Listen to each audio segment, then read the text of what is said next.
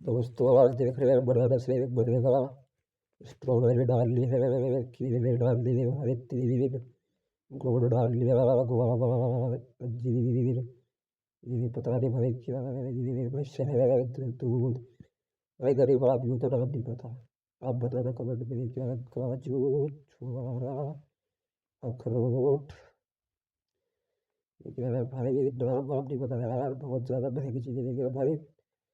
ये भाई, ये भाई हनी भाई, हनी कितना खतरनाक लग रहा है इनका।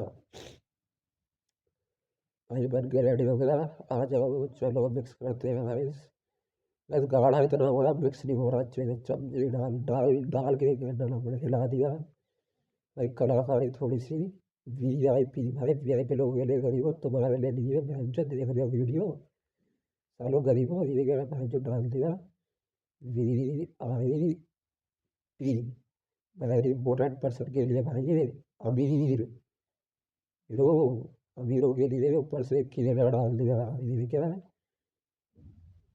क्रीम भाई, असली हरकतें हो गई थोड़ी सी। ये लोग भाई डेकोरेशन हो गई।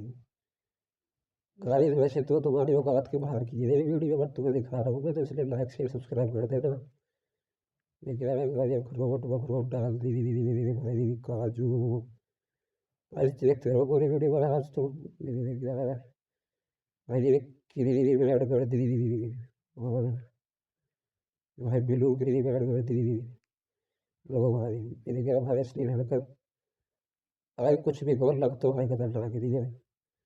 यार पसंद आ रहे हो तो सब्सक्राइब जरूर कर देना।